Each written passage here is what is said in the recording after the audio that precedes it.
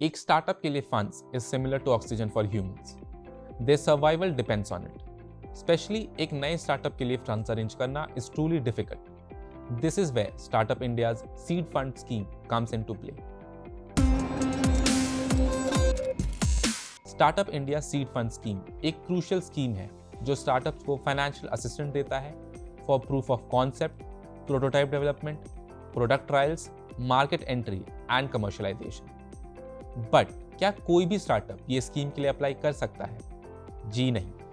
Startup India की scheme के लिए अप्लाई करने के लिए स्टार्टअप को कुछ एलिजिबिलिटी क्राइटेरियाज फुलफिल करने होंगे। पहला और सबसे जरूरी है एक स्टार्टअप का DPIIT से रिकॉग्नाइज्ड होना and the startup should not be incorporated more than 2 years ago at the time of application. एक स्टार्टअप DPIIT से रिकॉग्नाइज्ड कैसे हो सकता है, इसके लिए हमारी एक अलग वीडियो हमारे YouTube चैनल पे आप देख सकते हैं। एक स्टार्टअप के पास एक बिजनेस आइडिया होना बहुत ज़रूरी है जिससे वो एक प्रोडक्ट डेवलप कर पाएं या फिर एक सर्विस प्रोवाइड कर पाएं जो कि मार्केट फिट हो। एक ऐसा आइडिया जो कमर्शियली वायबल बनाया जा सके और जिसका स्कोप ऑफ स्केलिंग अच्छा हो। स्टार्टअप जिन प्रॉब्लम्स को सॉल्व कर रहे हैं उनमें किसी कोर टेक्नोलॉजी का यूज होना बहुत ज़रूरी है। स्टार्टअप्स जो इनोवेटिव सॉल्यूशंस क्रिएट कर रहे हैं in sectors such as social impact, waste management, water management, financial inclusion, education, agriculture, food processing, biotechnology, healthcare, energy, mobility, defense, space, railways, oil and gas, textiles, etc.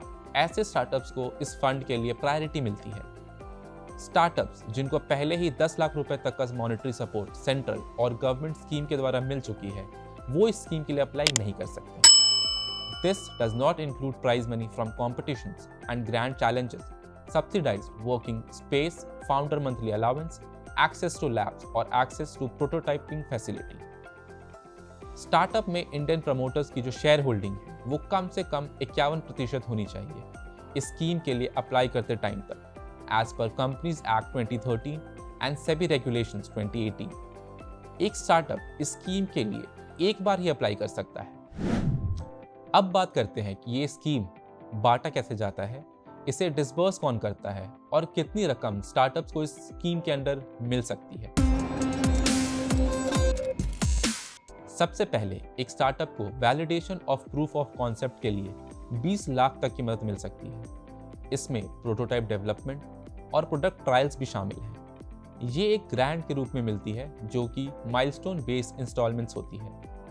These milestones can be related to development of prototype, product testing, building a product ready for market launch, etc.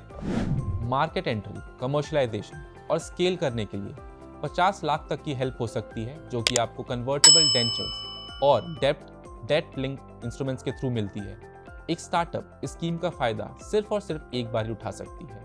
अब बात करते हैं कि क्या एक individual entrepreneur इस scheme के लिए अप्लाई कर सकता है या इसके लिए आपको एक स्टार्टअप टीम की होने की जरूरत है।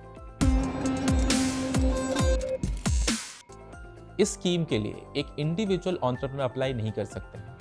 आपके पास एक टीम होनी चाहिए जो आपके स्टार्टअप के लिए काम कर रही है। हम इंडियंस के दिमाग में हमेशा एक सवाल होता है कि क्या इस स्कीम के लिए कोई फीस लगती है, हम इसे अप्लाई कैसे कर सकते हैं। जी नहीं, इस स्कीम को अप्लाई करने के लिए कोई फीस नहीं लगती और इसका सारा प्रोसीजर अप्लाई करने का ऑनलाइन अवेलेबल है स्टार्टअप इंडिया के पोर्टल पे। अब बात करते हैं इस स्कीम की एक सबसे बेहतरीन बात की। इस स्कीम के लिए अप्लाई करने के लिए कोई भी मिनिमम एजुकेशनल क्वालिफिकेशन की ज़रूरत नहीं है। तो अगर आप एक स्टार्टअप फाउंडर हैं और अपने स्टार्टअप के लिए फंड्स ढूंढ रहे हैं तो startup India seed fund scheme के लिए अप्लाई कर सकते हैं। Startup India seed fund scheme से जुड़ी और जानकारी के लिए आप हमारे वेबसाइट पे भी जा सकते हैं। Thank you for watching Trice TV. I would appreciate your efforts to like, subscribe and share this among your peers. For more engaging content, follow us on Google News, YouTube, LinkedIn, Twitter, Facebook, and Instagram. Find all the links in the description. Let's stay in touch and stay tuned here. Keep smiling and have a great day.